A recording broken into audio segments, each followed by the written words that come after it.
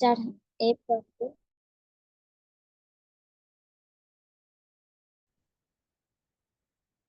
कोई वचन को पढ़ दे तो अच्छा होता कि 18:9 से 14।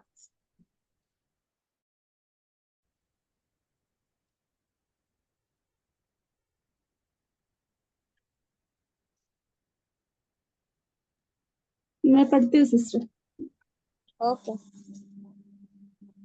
उसने उनसे जो अपने ऊपर भरोसा रखते थे कि हम धर्मी हैं और दूसरों को तुच्छ जानते थे, यह दृष्टांत कहा। दो मनुष्य मंदिर में प्रार्थना करने के लिए गए। एक फरीसी था और दूसरा चुंगी लेने वाला। फरीसी खड़ा होकर अपने मन में यूं प्रार्थना करने लगा, हे परमेश्वर, मैं तेरा धन्यवाद करता हूँ कि मैं दूसरे मनुष्यों के समान अंधेर करने वाला, अन्यायी और व्यभिचारी नहीं, और ना इस चुंगी लेने वाले के समान हूँ। मैं सप्ताह में 2 बार उपवास रखता हूँ। मैं अपनी सब कमाई का 10वां अंश भी देता हूँ। परंतु चुंगी लेने वाले ने दूर खड़े होकर स्वर्ग की ओर आंखें उठाना भी ना चाहा, वरन अपनी छाती पीट पीट कर कहा, हे परमेश्वर, मुझ पापी पर दया कर। मैं तुमसे कहता हूँ कि वह दूसरा नहीं, परंतु यही मनुष्य धर्मी ठहराया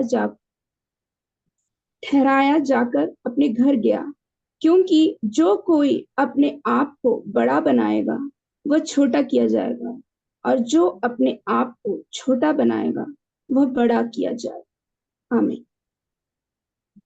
आमेन। आमेन। Thank you sister. इस जो वचन है, इससे कोई फर्क नहीं पड़ता कि आप किसी परिस्थिति में उठकर यहाँ पर आए हैं। इससे कोई फर्क नहीं पड़ती कि आपने आज तक कैसा जीवन जिए हैं। आज अपने परमेश्वर के सामने धर्मी ठहराया जा सकता है, क्योंकि वचन कहता है, इजाया का नबी का पुस्तक 1:18 में वहां पर लिखा है, क्या लिखा है? यहोवा कहता है, यहोवा कहता है, आओ हम आपस में वाद विवाद करें। आओ हम आपस में वाद विवाद करें। तुम्हारे पाप चाहे लाल रंग के हो तो भी बे हिम के समान उजले हो जाएंगे, और चाहे अर्गबानी रंग के हो तो भी वे उनके समान श्वेत हो जाएंगे। आमीन। हालेलुया। मतलब यीशु मसीह के लहू में सामर्थ है। यीशु मसीह के लहू में सामर्थ है किसी भी जीवन को बदल देने के लिए। लेकिन आज जो पहली बात मैं पूछना चाहती हूँ कि वो कैसा हमारा, वो क्या रवैया है जिसके साथ दुआ किया जाना चाहिए। जब हम दुआ करते हैं, क्या वो हमारे चाल चलन है कि एक आदमी परमेश्वर के सामने अपने आप को प्रस्तुत करेगा? आज हम परमेश्वर के सामने आ सकते हैं और बुरे से बुरा पाप भी बेगुनाह घोषित किया जा सकता है। हर दृष्टांत तो किसी ना किसी बात को दर्शाता है ना, किसी का भी किसी दर्शाता है। वचन कहता है, ये दृष्टांत उसने उन लोगों के लिए कहा जो अपने आप पर विश्वास करते थे, अपने आप पर विश्वास करते थे, जो अपने धार्मिकता पर विश्वास करते थे और दूसरों को तुच्छ जानते थे। और यही सुसमाचार का भेद है। कैसे एक पापी पवित्र किया जा सकता है कि उनको समझ नहीं आया। कैसे कैसे ऐसा हो सकता है कि एक दुआ किसी को पवित्र बना दे। एक दुआ किसी के पूरे जीवन में किए हुए सारे पापों को धोकर एक बार में साफ करके उसको नया बना देता है। हाँ, क्योंकि दूसरा Corinthiयों 5:7 में लिखा है कि इस बात का भेद कि जो लोग मसीह यीशु में है वो नया सृष्टि है, पुरानी बातें बीत गई है, सब कुछ नया है। हाँ, सब कुछ नया है। एक कोई लोग है जो गिरने के कारण बन जाता है, कुछ कुछ लोग होता है कि गिरने के कारण बन जाते हैं। यही तो यीशु मसीह के सुसमाचार का भेद है। यही तो उस अनुग्रह का भेद है कि जिसको कोई कमा नहीं सकता लेकिन ग्रहण कर सकता है। अनुग्रह वो है जिसके कोई लायक नहीं, और क्या है जिसके चीजों के हम लायक नहीं, कई बार लायक बनने की कोशिश करते हैं। जो हम कमा नहीं सकते कई बार लोग कमाने की कोशिश करते हैं। और जो अनुग्रह के सुसमाचार को समझ जाएगा उसके जीवन में गति रहेगा। वो निरंतर परमेश्वर के साथ शांति में चलेगा। कुछ लोगों की दिल और अंतर आत्मा में हर समय बेचैन रहता है, क्योंकि वो अपने गुनाहों के भार तले हर समय दबे रहते हैं। वो परमेश्वर को प्रतिदिन खुश करना चाहते हैं और वो कमियों से लाचार होकर उनको लगता है कि परमेश्वर उससे बहुत खुश है। लाचार है फिर भी उसको लगता है कि वो परमेश्वर उससे खुश है बहुत, कि परमेश्वर उसकी परफॉर्मेंस जो है, वो योग्यता जो है उसमें बहुत बिल्कुल प्रभु बहुत खुश है। और वो यही लोग हैं जो धर्मी बनना चाहते हैं लेकिन अनुग्रह के भेद को समझ नहीं सकते। जब आप अनुग्रह के भेद को समझ जाते हैं तो पवित्र आत्मा आपके जीवन में काम करके आपको पवित्र बनाता है, ना कि आप अपने आप को परमेश्वर के सामने धर्मी प्रस्तुत करने की कोशिश करते हैं। जब आप समझ जाते हैं तो आपको पवित्र परमेश्वर बनाएंगे ना, समझना चाहिए। हम किस आचार व्यवहार, हमारे चाल चलन कैसा है, कैसे हमारे मन के अंदर क्या चल रही है, किस रीति से हम परमेश्वर के पास आ रहे हैं, ये हमको सोचना है, देखना है। क्योंकि जब कोई अपने जीवन को परमेश्वर के सामने आता है, यदि वो अपने जीवन के प्रति, अपने आप के प्रति ईमानदार नहीं है तो वो परमेश्वर के अनुग्रह को पा नहीं सकता। इसलिए यीशु मसीह वो पहला व्यक्ति था जिसने अपने उस समय के धर्मियों को समझाने की लोग धर्म को समझाने की कोशिश कर रहे थे कि जो व्यक्ति खुद को धर्मी समझाता है वो व्यक्ति स्वर्ग में नहीं जाता, स्वर्ग में नहीं जाता। खाली उद्धार हुए लोग स्वर्ग में जाते हैं। सिर्फ उद्धार, और जो लोगों का उद्धार हुआ है खुद को अच्छा भले काम, धर्मी काम कभी स्वर्ग में नहीं ले जाता। और आज आपने पूछना है कि हमको उद्धार पाए हुए स्वर्ग में जाना है कि हमको उद्धार हमको क्या करना है, हमको अपने आप को खुद को अपने आप को परमेश्वर के सामने लाना है कि हमको उद्धार पाके स्वर्ग जाना है। ये हमको देखना है प्रियो, ये हमको देखना है। क्योंकि फरीसी धर्मशास्त्र के फरीसी जो था, उसके धर्मशास्त्र के ज्ञान होने पर भी उसका घमंड के कारण उसने कई परिवर्तन, उसमें कोई परिवर्तन नहीं आया था।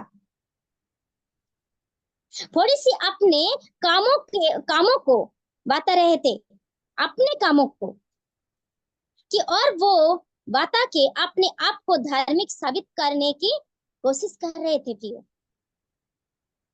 बोल के कई बार क्या होता है, मैं ये करती हूँ, मैं वो करती हूँ, सब कुछ बोल के क्या करते हैं, हमारे विश्वास जो है, हमारे उद्धार जो है, हम सब खो देते हैं।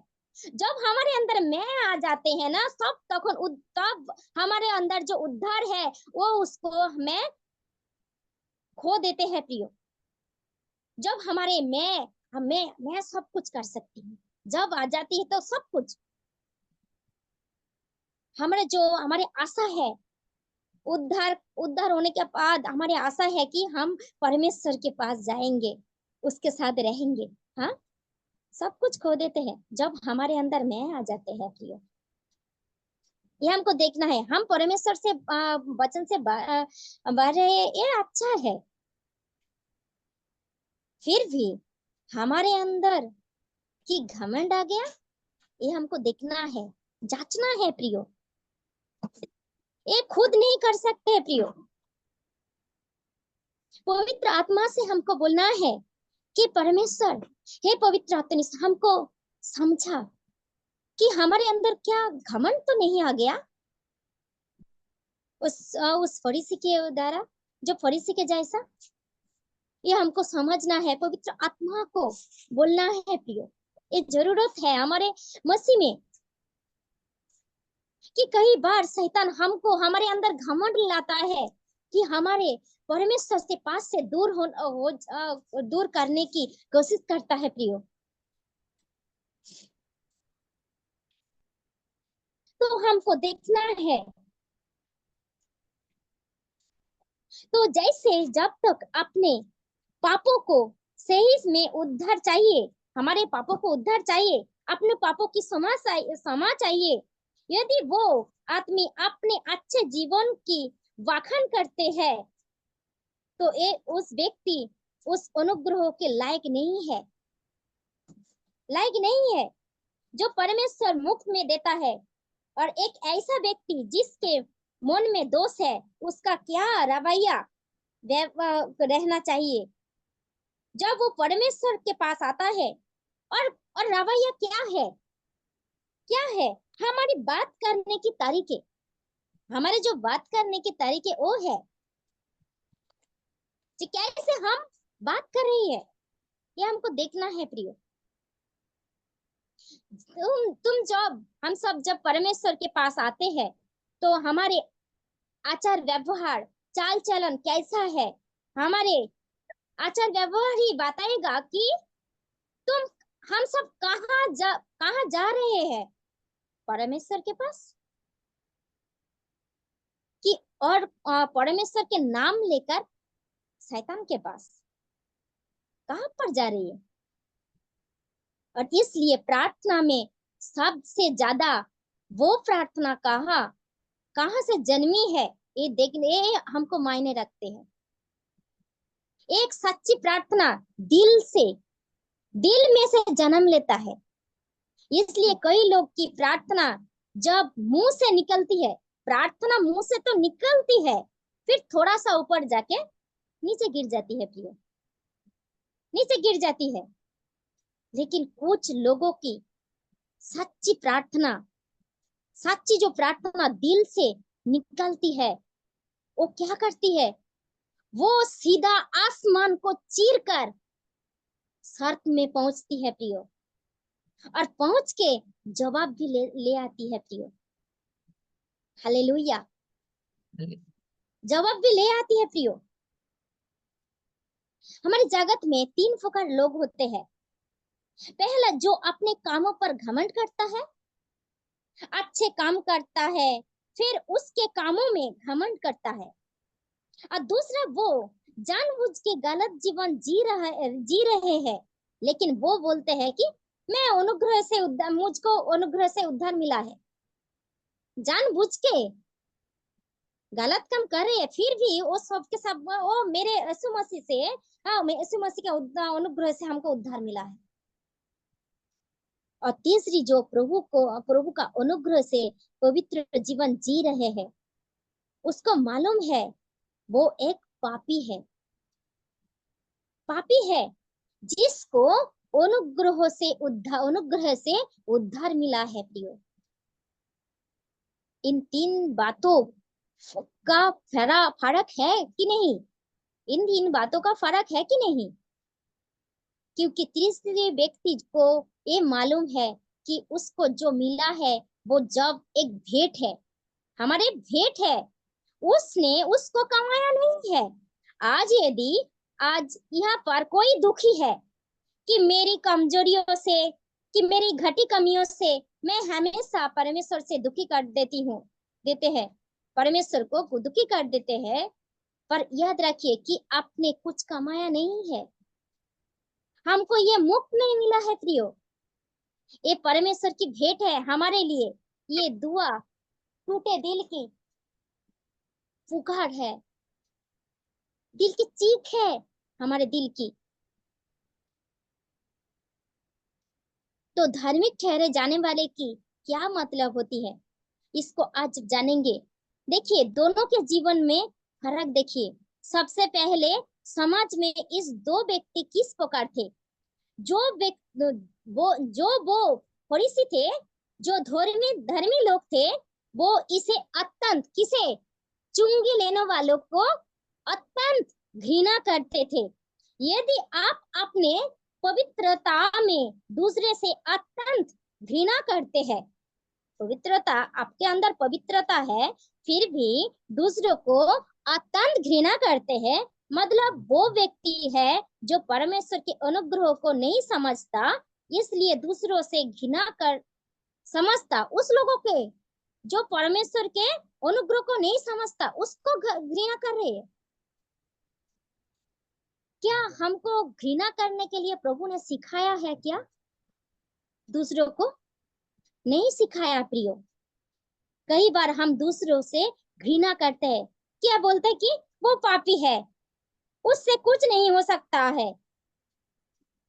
ये हमारे जो आप आचार व्यवहार है अपने आप में बिल्कुल गलत है प्रियो।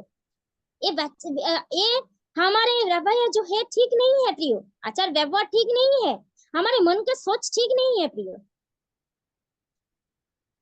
क्योंकि ये जो आचार व्यवहार जो रखता है, ये वो व्यक्ति है जो परमेश्वर के अनुग्रह को नहीं जानता है प्रियो। नहीं जाना परमेश्वर को, मैं परमेश्वर को जानती हूँ, परमेश्वर, फिर भी अनुग्रह को नहीं, अभी तक नहीं जाना है प्रियो। क्योंकि जो परमेश्वर के अनुग्रह को जानता है प्रियो, समझता है प्रियो, उसके अंदर किसी के और घृणा नहीं होती है प्रियो, नहीं होती है। क्योंकि परमेश्वर अपने स्वरूप में हम सबको बनाया है दूसरे के, और परमेश्वर हमको क्या बोला के कि हमारे उसके स्वभाव, मैं पवित्र हूँ, तुम भी पवित्र हो।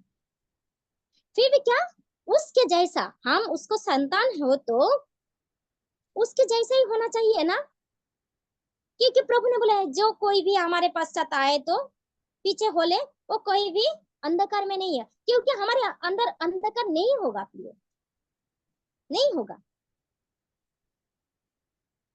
जिसने मुफ्त में पाया है, वो समझता है कि मेरे पास कुछ नहीं है कि महसूस खरीद सकूं, कि मैं इसको खरीद सकूं। मेरे पास कुछ नहीं है, इसको खरीद खरीद खरीद के लिए मैं इसको खरीद के लिए खरीद सकूं, इसलिए मेरे पास कुछ नहीं है। मेरे कोई काबिलियत नहीं है कि मैं खुद से, मेरे काबिलियत से मैं एक नया जीवन जी सकती हूँ, मैं एक नया जीवन, ये मुझसे नहीं होगा, ये समझते हैं। तो जो चुंगी लेने वाले थे, उसको समाज में क्या हाल था? तिरस्कृत। लोग उनको नीचा देखते थे। थोड़ी सी उनको चोर डाकू बेस्साओं से भी गंदा समझते हैं प्रियो उस समय। अभी तो का चुंगी लेने वालों को तो बड़ा सम्मान है कि टैक्स कलेक्टर है। हाँ, उसी समय उसको क्या, बहुत इस जो चोर डाकू बेस्साओं से गंदा समझते हैं प्रियो। उसने उसको कितनी घृणा करते थे, क्योंकि ये ध्यान से देखिए कि इस फरीसियों ने अपने दुआ में ये बोल दिया कि मैं उस चुंगी लेने वाले के जैसा नहीं हूँ, बोल दिया ना। ये बिल्कुल एक तिरस्कृत लोग थे। भले इनके पास पैसा है, इस चुंगी लेने वाले के पास पैसे थे, कारण जो लोग चुंगी लेने वाले थे कि उसके पास बहुत पैसे थे, लेकिन समाज में इनकी उनकी कोई इज्जत नहीं थे प्रियो, कोई इज्जत नहीं थे। फरीसियों के आंखों में बिल्कुल भी नहीं थे। और वही जो फरीसी लोग है, वो समाज में ऊंचे लोग थे। लोग उसको समझते थे कि धर्मी धर्मी समझते थे। तो आज जो हम देखेंगे, ये जो दृष्टांत हमने देखा, ये दृष्टांत हमें तीन बातें दिखाते हैं प्रियो। पहला है पिता जो प्रार्थना सुन रहा है। दूसरा, यीशु मसीह जो वहां खड़ा रह के अपने चेलों के साथ में देख रहा है और दृष्टांत बोल रहा है। और तीसरा है कि चुंगी लेने वाला, हाँ, एक पात्र है। वो चुंगी लेने वाला किससे सदृश है? किसके सदृश है प्रियो? चुंगी लेने वाला एक पापी मनुष्यों को बता रहा है। वो पापी मनुष्यों को बता रहा है, क्योंकि उस जमाना में चुंगी लेने वाला पापी रहता था। चुंगी लेने वाला यहूदी थे, यहूदी ही थे। जो चुंगी लेने वाला था वो यहूदी थे, पवित्र शास्त्रों में भी जानते थे प्रियो। फिर उस वचन पर नहीं चलते थे प्रियो। यहूदी थे फिर भी उस वचन पर नहीं चलते थे, लेकिन वो रोमी सरकार के लिए काम करता था और अन्याय से पैसा कमाता था प्रियो। इसलिए उसको क्या समझते थे? पापी समझते थे। उसका सादृश्य है पापी का। तो ना एक केवल सादृश्य पापी का, ये हम सब समझते कि पापी का, हाँ, लेकिन सादृश्य है अन्य जाति के लोगों का, क्योंकि अन्य जाति के लोग भी तो सारे पापी थे।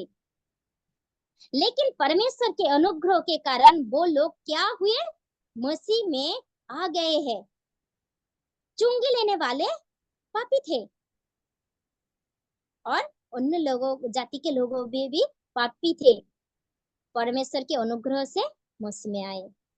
परमेश्वर के अनुग्रह के बिना हम सब कुछ नहीं कर सकते थे। और चौथा है कि फरीसी ना केवल यहूदी समाज के फरीसी फरीसी थे, फरीसी शास्त्री नहीं, लेकिन हर वो इंसान जो अपने आप को दूसरे से बड़ा समझता था, वो मसीह भी हो सकता है। वो यीशु मसीह के विश्वासी हो सकता है, हाँ, और वो अन्य जाति का भी हो सकता है प्रियो। जनरली मसीह जो अपने आप को बहुत बड़ा धर्मी समझता और अपने कामों पर विश्वास रखता, अपने कामों का बखान करने पे विश्वास रखता, हाँ, वो सब फरीसी का सदृश है प्रियो, हाँ। और एक जो है वो है हमारे यीशु मसीह। यीशु मसीह भी एक पात्र था जो ये देख रहे थे ये सारे प्रार्थनाओं को देख रहे थे, दोनों को प्रार्थना, किसका किसका, फरीसी और चुंगी लेने वाला, हाँ, दोनों को प्रार्थना देख रहे थे। उन्होंने क्या बोले, इन दोनों में से किसका उद्धार हुआ, हाँ, किसको परमेश्वर ने ग्रहण किया, उस चुंगी लेने वाले के प्रिय। हम क्या है, हम क्या है, फरीसी है कि या चुंगी लेने वाला? हमको ये समझना है, खुद को जांचना है प्रियो। हम खुद नहीं जांच सकते, पवित्र आत्मा को बोलना है कि हमारे अंदर कोई फरीसी का काम हो तो पवित्र आत्मा तेरे आग से निकल दे, हमको सच्चा पवित्र बना, क्योंकि हम पवित्र ना होके, अपवित्र होके हम परमेश्वर के पास नहीं आते प्रियो, वो ग्रहण नहीं करता। तो हमको भी उस चुंगी लेने वाले के समान प्रार्थना करना है। कैसे? नम्रता और दीनता से प्रियो, नम्रता और दीनता से, क्योंकि हम मत्ती 5:3 में लिखा है कि धन्य है वे जो मन के दीन है, क्योंकि स्वर्ग का राज्य उन्हीं का है, स्वर्ग राज्य उन्हीं का है। धन्य है वो, मतलब क्या है? जो आत्मिक रूप से टूटे हुए लोग हैं प्रिय, आत्मिक रूप से टूटे हुए, जिसका भरोसा अपने आप पर नहीं था, उसी का स्वर्ग राज्य है प्रिय, उसी का स्वर्ग राज्य है प्रिय। तो जब हम प्रार्थना करते हैं प्रियो, प्रार्थना में हमको कुछ चीज हमको हमको याद में रखना है कि प्रार्थना में क्या क्या जरूरत है। फर्स्ट है कि हमारे नम्रता, नम्रता रखना है प्रियो, नम्रता, क्योंकि हम सब किस से प्रार्थना कर रहे हैं, किसके पास प्रार्थना कर रही है? हम परमेश्वर के संतान तो कहते हैं, खुद परमेश्वर दीन होके आया है हमारे लिए, तो हम परमेश्वर को संतान कहते हैं, तो हमको भी दीनी होना है प्रियो। नहीं होना तो हमको ये बोलना नहीं है कि मैं परमेश्वर का संतान हूँ, मैं मसीह में हूँ, ये नहीं बोलना है प्रियो हमको। तो हमको क्या करना है? नम्रता, कि हम किसके पास प्रार्थना कर रहे हैं, ये बात हमको समझना है प्रियो। उसके बाद पास प्रार्थना कर रहे हो जिसके, किसके पास? जो सारे सृष्टि को रचना किया है प्रियो, उसके पास प्रार्थना।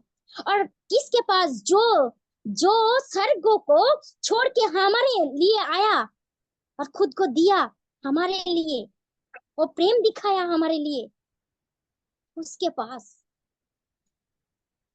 परमेश्वर हो को भी परमेश्वर नहीं, हमारे अंदर पापी ठहराया खुद को, कि हम धर्मी जीवन बिताए, इसके लिए उसके पास हम प्रार्थना कर रहे प्रियो। कि हमको सोचना है, हम प्रार्थना तो करते हैं, फिर भी किस तरीके से हम परमेश्वर के पास आते हैं और कैसे प्रार्थना करते हैं, ये समझना है प्रियो हमको, कि वो सारे सृष्टि को रचना किया है। नम्रता क्या दिखाती? हमारे भाव, भाव मतलब तुम कैसा खड़े रहे, हाँ, खड़े रह के प्रार्थना कर रहे हैं, कि हमारे अंदर की जो हमारा, हम जो दुआ कर रहे हैं, हाथ जोड़ के, हाथ उठा के, घुटने टेक के कैसे प्रार्थना कर रहे हैं, ये हमको दिखाते हैं प्रियो। कि हाथ उठा के हमारे जो, हम जब प्रार्थना में आते हैं प्रियो, तब हमको देखते हैं कि हमारे लैंग्वेज कैसा है परमेश्वर के पास, ये भी हमको दिखना है प्रियो। हमारे शरीर में, शरीर के भाव भी प्रार्थना में बहुत जरूरी है प्रियो।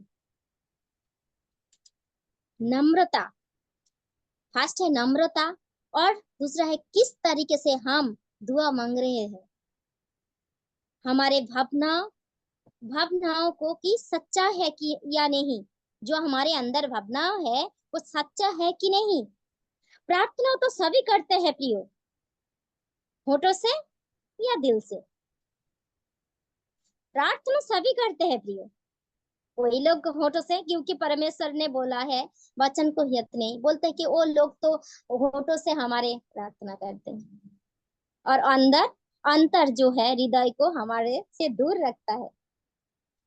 हाँ, तो क्या है जे जो प्रार्थना की, और हम सब क्या है, हम जो जो ये एक वचन देखते हैं कि हम सब क्या है। जब हम एजाया का नबी का किताब जो वचन देखेंगे 64 का 6 में देखेंगे कि हम तो सब के सब अशुद्ध मनुष्यों के से है, और हमारे धर्म के काम सब से सब मैले चित्रों चित्रों के समान है। हम सब के सब पत्तों के समान मूर्छा जाते हैं, और हमारे अधर्म अधर्म के कामों ने हमारे अधर्म के कामों ने हमें वायु के समान उड़ा दिया है। हम सब क्या है, अशुद्ध मनुष्य। और क्या है कि हमारे धर्म का काम क्या है, मैं मैले और चित्रों चित्रों के समान है प्रिय। हाँ, चित्र के समान है प्रिय। तो हम तो कैसे प्रार्थना करते हैं और कैसे आते हैं, तो हम ओटो से नहीं दिल से प्रार्थना करना चाहिए कि परमेश्वर हम कुछ नहीं है, हम कुछ नहीं है। हम परमेश्वर के पास जब सुन्न होके आएंगे ना, परमेश्वर हमको 100 सुन्न पुण्य बनाएगा। हाँ, तो या हम दिल से कर रहे हैं, तुम्हारे हमारे भावनाओं परमेश्वर के प्रति ईमानदार है कि नहीं। हाँ, ये हमको देखना है प्रियो। ये प्रार्थना के लिए सभी चीजें जरूरत थी, ये सब चुंगी लेने वालों के पास थी। जो हम सब अभी बोला वो सब कुछ चुंगी लेने वाले के पास था प्रियो। नम्रता, उन्होंने आप तक नहीं उठाया सर पर। हाँ, सर ऊपर नहीं उठाया, और की गर्दन नीचे करके हाथ जोड़ के उसके जो खड़े हो रहने की तरीका था वो भी नम्रता को दर्शाता है प्रियो। हाँ, फिर उसके अंदर जो भाव थे सचमुच दिल से निकल रहे थे कि मैं इस यज्ञ नहीं है कि तेरे और देखो। परमेश्वर दिल को देखता है पियो, तो परमेश्वर उसके भावनाओं को देखा जो उसके दिल में से निकलता है पियो। तो आइए हम खुद को जांचे, फोटो से नहीं दिल से प्रार्थना करें, और फरीसियों के नहीं, उस जैसा नहीं, चुंगी लेने वाले के जैसा हम प्रार्थना करें। आइए हम प्रार्थना करें और हमको जांचे, और हमको नया सृष्टि, क्योंकि परमेश्वर हमको नया सृष्टि बनाया ना, कि हम सब परमेश्वर में यीशु मसीह में नया सृष्टि है, ये हमको भूलना नहीं चाहिए प्रिय। आइए हम प्रार्थना करते हैं। इस प्रार्थना को हम आंटी को बोलूंगी, इस प्रार्थना को वचन के लिए प्रार्थना करने के लिए थोड़ा सा। आइए हम एक प्रार्थना करते हैं कि जो कुछ वचन अब मधुमिता ने बोया है, परमेश्वर उसको आशीषित करे। सर्वसमर्थ यहोवा पिता परमेश्वर, बहुत अच्छे तरीके से उसने बताया कि हमारे भाव, हमारा पोस्चर, हमारी दीनता परमेश्वर के सामने दिखाई देनी चाहिए, क्योंकि परमेश्वर दिलों को जांचने वाला परमेश्वर है। इसलिए प्रार्थना करती हूँ परमेश्वर के इस वचन के द्वारा आज हरेक को के दिलों में ये बात बैठे कि हमारे अच्छे काम मैले कुचेले चिथड़ों के समान है, लेकिन हमारी दीनता, हमारी नम्रता, हमारी घनिष्ठता परमेश्वर के साथ में अपने दिल के अच्छे भावों के साथ जब हम समर्पित करते हैं तो परमेश्वर से सुनता है। होने पाए परमेश्वर ये वचन हमारे दिल में काम करे और हम सब उस योग्य बने जैसा परमेश्वर कहता है कि मैं पवित्र हूँ तुम भी पवित्र, वही पवित्र भाव से हम प्रार्थना करना सीखे और सच्चाई से, ईमानदारी से परमेश्वर तेरे सामने ग्रहण करे कि हाँ हम पापी है, हमें तेरी आवश्यकता है। परमेश्वर होने पाए कि हर एक के दिल में तो इस तरीके का अनुग्रह राशि थे। यीशु के नाम से मांगते हैं, सुनो। आमीन। आमेन आमेन। आमेन आमेन। सब थैंक यू सिस्टर। हाँ, प्रभु आपको बहुत आशीषित करे। हम आगे का समय हमारे बीच में छाया आंटी है, मैं उनको देना चाहती हूँ क्योंकि रानी दीदी शायद से है नहीं, वो तो वो समीक्षा करेंगे। मैं उनको ये समय उनको देना चाहती हूँ। बहुत सारी बातें, पर सबसे पहले मधुमिता को मैं धन्यवाद दूंगी कि पैराबल को जितना उससे हो सकता था उसने अच्छी तरीके से समझाने की कोशिश की। थोड़ा लैंग्वेज इधर उधर होती है, वो बोल बराबर रही थी क्योंकि प्रोनाउंसिएशन ठीक, बंगाली का प्रोनाउंसिएशन होने से थोड़ा सा इधर उधर हो रहा था, लेकिन बहुत सारी बातें अच्छी बताई और कि फरीसी और चुंगी लेने वाले के बीच का भेद उसने बताया। और आखिर में पूछा कि हम कौन है, क्या हम चुंगी लेने वाले हैं या हम फरीसी है। तो ये जो पैराबल है वो सच मायने में एक तरीके की शिक्षा भी है जो यीशु मसीह अपने चेलों को दे रहे थे, और दूसरा ये भी बताता है कि परमेश्वर पसंद करता हम जब हम उसके आज्ञाओं का पालन करते, जब हम उसके बताए हुए मार्ग पर चलते हैं तो परमेश्वर पसंद करता है, हर एक को पसंद करता है। तो जो भी है, एक अन्य जाति का भी है, जाने अनजाने अगर वो परमेश्वर के वचनों को फॉलो कर रहा है तो उसको भी परमेश्वर अनुग्रह और आशीष देता है, ऐसा नहीं कि नहीं देता। लेकिन वहां परमेश्वर क्या देखता कि तुमको ये स्वीकार करना है कि मैं अयोग्य हूं। पहली बात, हमको ये स्वीकार करना है कि हम तेरी आज्ञाओं का पालन उसी समय कर सकते हैं जब हम में वो योग्यता आएगी, जब हम परमेश्वर के उस प्यार को ग्रहण करके अपने आप को उस तरह तैयार करेंगे, तभी हम उसके आज्ञाओं का पालन कर पाएंगे। जैसे अभी मधुमिता ने बताया कि हम प्रार्थना तो करते होठों से लेकिन दिल से नहीं। तो प्रार्थना करना क्या हो गया, ढोंग हो गया, लोगों को दिखाने के लिए हो गया कि हाँ भाई हम बहुत प्रार्थना करने वाले लोग हैं, बहुत प्रार्थना करने वाले। और आज हम तो ये भी हमको स्वीकार करना है कि अपने आप को हम बदल नहीं सकते। वही बताया उसने कि हम अपने आप को बदल नहीं सकते। हमको बदलने के लिए परमेश्वर के अनुग्रह की, परमेश्वर की दया की और परमेश्वर की अत्यंत आवश्यकता है, तभी तो हम बदलेंगे। और वही रीजन है कि हम अपने आप से अगर बदल पाते तो यीशु मसीह को इस संसार में आने की जरूरत ही नहीं थी। ठीक, क्या जरूरत ही नहीं थी। अगर हम अपने आप से खुद को बदलने की सक्षमता रखते, योग्यता रखते, तो यीशु मसीह कभी भी दुनिया में नहीं आते थे। ये एक ही बात हमको सोचना है कि यीशु मसीह को इस दुनिया में स्वर्ग लोक का राज्य, वो सिंहासन, अपनी अहमियत, अपना राजसी मुकुट, राजसी आसन, राजसी छाट छोड़ के दरिद्रता का जीवन, जिनके पास रहने के लिए घर भी नहीं था, है ना, पहनने के लिए शायद एक कपड़ा होगा वही पहनते थे, खाने के लिए एक टाइम पे सही का भोजन नहीं था, ऐसा जीवन जीने के लिए वो क्यों आए? क्योंकि हम अयोग्य है इसलिए आए। हम अपने आप को बचा नहीं पाते इसलिए आए। उनका वो प्यार था कि हमको बचाए।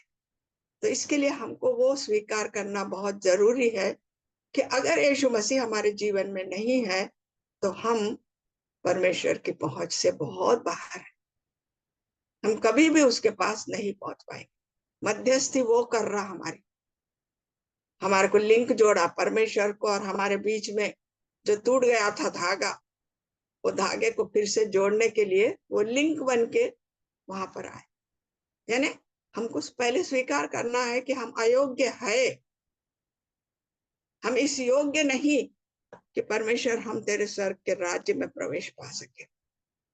और ये पैराबल हमको टैक्स कलेक्टर यानी चुंगी लेने वाला और इसके द्वारा यहाँ पर हमको बताता है कि सबसे बड़ी बात कि परमेश्वर ये हम ये सीखते हैं इससे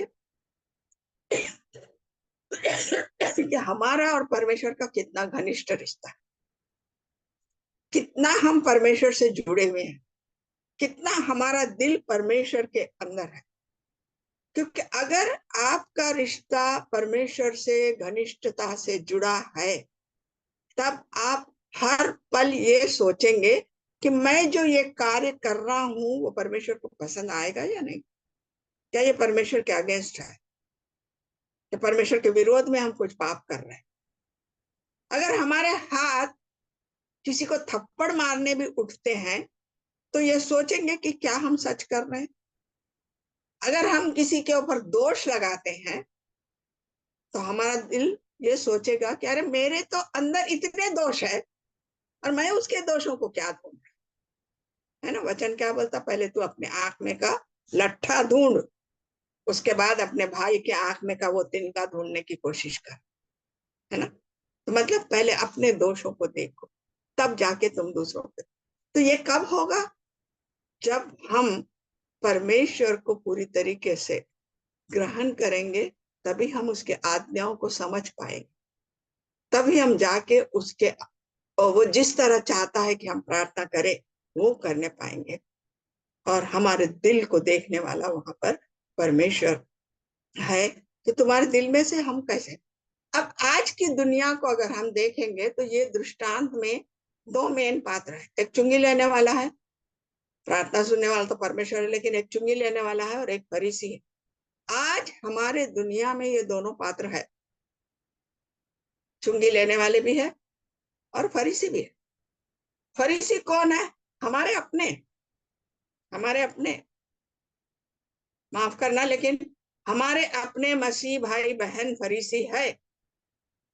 थोड़ा सा सीख लेते, थोड़ा सा ज्ञान प्राप्त कर लेते, थोड़े से बाइबल के वचन आ जाते, अब मेरे समान कोई नहीं। चर्च को जाते, मेरे समान चर्च जाने वाला कोई नहीं।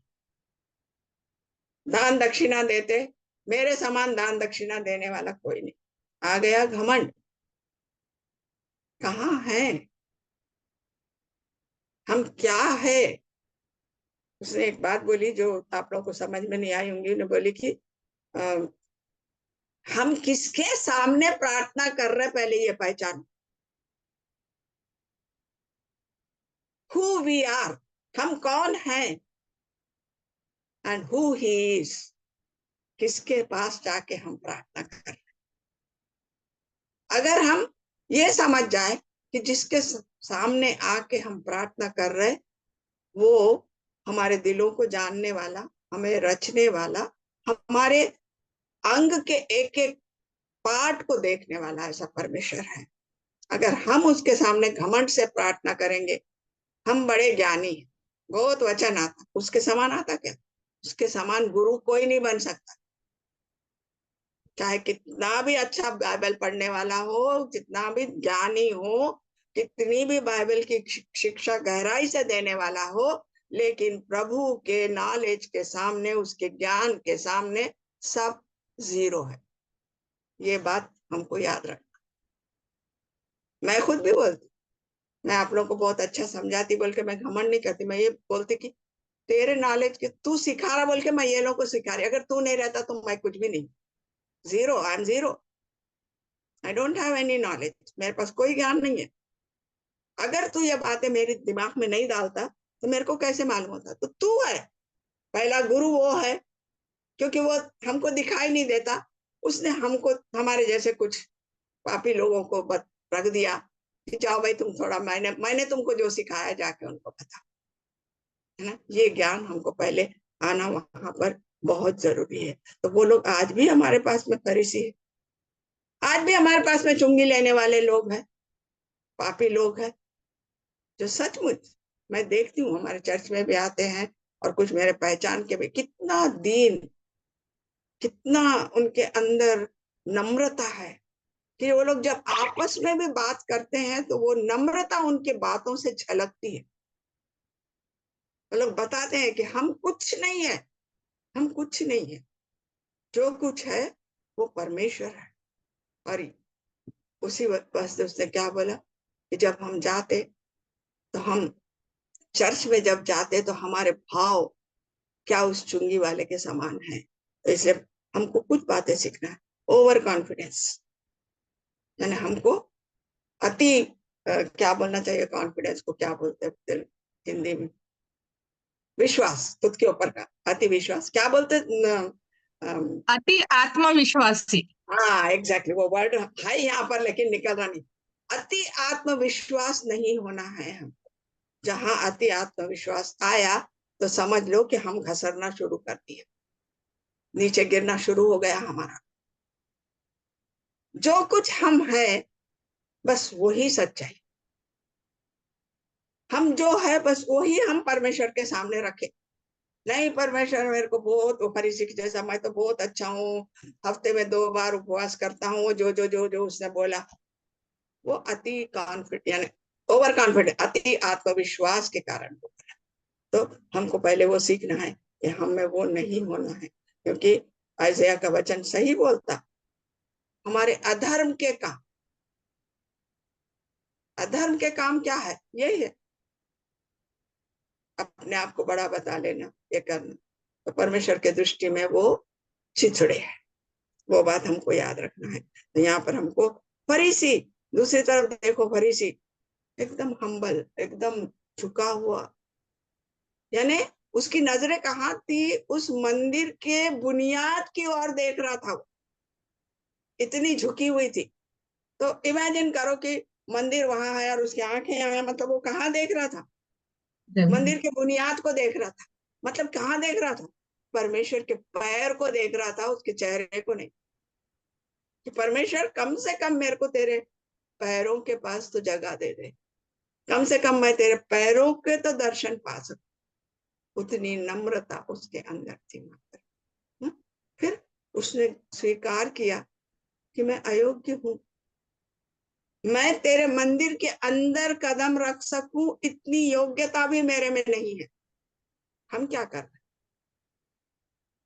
चर्च से बाहर आते ही गाली देते, झगड़ते, गलोची करते, सब करते, फिर बड़े घमंड से चर्च के अंदर भी जाते। तो हमारे में दोनों कैरेक्टर है, मतलब चुंगी लेने वाले का कैरेक्टर भी है, प्रार्थना कर रहे भाई सिंसियरली, लेकिन फरीसी का कैरेक्टर भी है। तो ऐसे दो चित्ते, डबल माइंडेड, परमेश्वर को स्वीकार नहीं। हमको एक ही माइंड में रहना है, या तो पूरे फरीसी बन जाओ या पूरे चुंगी लेने वाले बन जाओ। तो हमको सोचना है। तो हमारे आत्मविश्वास यानी ओवर नहीं रहना, आत्मविश्वास रहना बहुत जरूरी है। आत्मविश्वास के बिना हम जीवित नहीं रह सकते, लेकिन वो उतना ही होना है, एक माप है उसका, वो माप तक ही रहना है। उसके ऊपर जाते हैं तो हमारा पतन शुरू हो जाता है। दूसरी जो इम्पोर्टेंट बात यहाँ पर हमको सीखने को मिलती है वो है, उसने भी बताई कि कभी दूसरों को नीचा मत देखो। हो सकता है जिसको आज हम नीचा देख रहे, परमेश्वर कल उसी को ऊंचा उठा देगा। yes. है ना, वो चुंगी लेने वाला को नीचे देख रहा था, है ना, और इसी चुंगी लेने वाले को क्या कर रहा था, घृणा से देख रहा था, मैं इसके जैसा नहीं होगा। लेकिन परमेश्वर क्या बोला, तेरा ही उद्धार, तेरी ही प्रार्थना स्वीकार। तो जिसको हमने नीचा देखा उसको परमेश्वर ने ऊपर उठाया, क्योंकि परमेश्वर ने उसके दिल को देखा है। हम क्या कर रहे हैं, उसको नीचा देख के हम उससे भी नीचे गिर जा रहे, जहां से उठ ही ना सके। उसने तो अपने आप को नीचा बताया, परमेश्वर ने उसको ऊपर उठाया। मैं योग्य नहीं हूं, परमेश्वर ने उसको योग्य बनाया। तो हमको ये एक बात भी सीखना है कि कभी किसी को नीचा मत देखो। हो सकता है उसमें कोई क्वालिटी नहीं होगी, उसमें कोई योग्यता नहीं होंगी, हो सकता है उसके अंदर किसी भी तरीके के अच्छे गुण नहीं होंगे, लेकिन परमेश्वर अगर चाहे तो उसको ऊपर उठा के वो सारी बातें उससे करा लेगा जो वो कराना चाहता है। बाइबल में भी बहुत सारे एग्जाम्पल हम देखते हैं वहां पर कि परमेश्वर किस तरह लोगों को उठाता है। जो लोग नीचे गिर गए थे उनको भी उठा के खड़ा किया है परमेश्वर। एलाइजा इतना बड़ा भविष्यवक्ता गिर गया, मेरे को उठा लिया, मेरे को नहीं जीना है। वो इजेबेल मेरे जान के पीछे पड़ी हुई है ना। हालांकि उसको पता था कि उसकी प्रार्थना में कितना बल है। जब उसने बोला 3 साल बारिश मत हो तो नहीं हुई, वो भी गिर गया थोड़े समय के लिए, लेकिन परमेश्वर ने उसको गिरने नहीं दिया, क्योंकि उसके दिल को जानता था कि व्यथित है, परेशान है, उसको समझ में नहीं आ रहा कि मैं क्या करूं अब। अरे ये सारे परेशानी से तो अच्छा है मैं खुदा के दरबार में जाके रह जाऊं। ये उसको लगा होगा उस समय। हम भी सोचते, जब हम व्यथित होते हैं, परेशान होते हैं, तो हम भी सोचते परमेश्वर बस हो गया ये, अब उठा ले। परमेश्वर बोलता तू कौन होता है बोलने वाला कि मैं तेरे को उठाऊं। जब मेरा समय आएगा, जब मैंने तेरे समय लिख के रखा है वही समय पे उठाऊंगा, तब तक यहीं पे तू मेरे लिए काम कर। नीचे गिर फिर उठ, नीचे गिर फिर उठ और मेरे लिए काम। तो हमको वो दूसरी बात हमको याद रखनी है कि कितना भी ऊपरी दिखावा मुखौटा पहन लो अच्छाई का, हमको सबको दिखेगा वो मुखौटा बहुत अच्छा है, बहुत अच्छा है, तारीफ के फूला बांध देंगे, तारीफों पे तारीफ करेंगे, लेकिन परमेश्वर आपके उस मुखौटे को नहीं देख रहा, आपके अंदर के दिल को देख रहा है। तो एक मसीह को हमेशा याद रखना है कि परमेश्वर, कभी कभी परेशानी से मेरे चेहरे के भाव बदलते होंगे, गुस्सा आके मेरे चेहरे के भाव बदलते होंगे, नाराजगी है तो मेरे आंख ऐसा माथे पर खाड़ी आते होंगे, लेकिन परमेश्वर उस समय मेरे दिल में झांक के देख रहा कि इसके चेहरे पे ये भाव क्यों आए, किस वजह से इसका चेहरा इस तरह बदल गया, अरे इतना हंसता हुआ चेहरा ऐसा मुरझा क्यों गया। वो अपने दिल को देखता है। तो एक मसीह को हमेशा याद रखना है कि उसको अपने दिल को हमेशा पवित्र और साफ। और चौथी बात, आखिरी बात बताऊंगी कि परमेश्वर हमेशा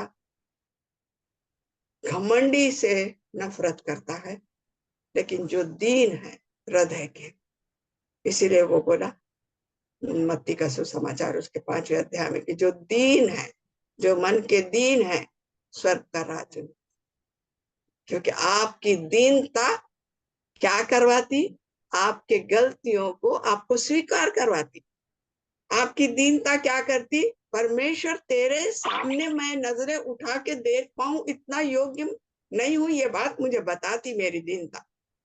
कैसे मैं परमेश्वर के सामने हाथ जोड़ के हूं, क्योंकि परमेश्वर तू इस योग्य है कि मैं हमेशा हाथ जोड़ के तेरे सामने, ना कि अपने नजरें ऐसे उठा। कुछ लोग ना ऐसे उठा के प्रार्थना करते, ठीक है अच्छा है, परमेश्वर को देख रहे हम बोलते हो, परमेश्वर उनके दिल को देखता, सही है। तो हमको हमेशा परमेश्वर जो दीन है उनको पसंद करता है, और जो घमंडी है उनसे वो उनको पसंद नहीं करता। हमारे पास बाइबल में बहुत सारे एग्जाम्पल है, एक ही बोल के खत्म करूं। शाऊल को चुना, राजा बनाया उसने, है ना, भविष्यवक्ता भी बना दिया, सब राज दे दिया उसको, लेकिन उसके दिल में जब राजा होने का घमंड आया कि लोग कैसे दाऊद की तारीफ कर रहे और मेरी नहीं कर, खत्म। वहां पर क्या हुआ, धीरे धीरे धीरे धीरे उसका पतन, घसरना उसका शुरू, और अंत क्या हुआ, उसकी मौत भी अच्छी नहीं हुई, उसने आत्महत्या की, जो कि परमेश्वर के नजर में अच्छी बात नहीं, पाप है वो। तो आखिरी में भी उनने मौत भी मरा तो पाप में ही मरा, आत्महत्या कर। तो ये होता है दीनता, जो है हमें परमेश्वर को नजदीक ले जाती है, घमंड हमें परमेश्वर से दूर ले जाती है। तो ये दृष्टांतों में, आज के इस दृष्टांत में हमने ये कुछ बातें वहां पर सुनी है। तो परमेश्वर इसके द्वारा आपको आशीषित करे। आगे का समय कामाक्षी को देती हूँ। कामाक्षी।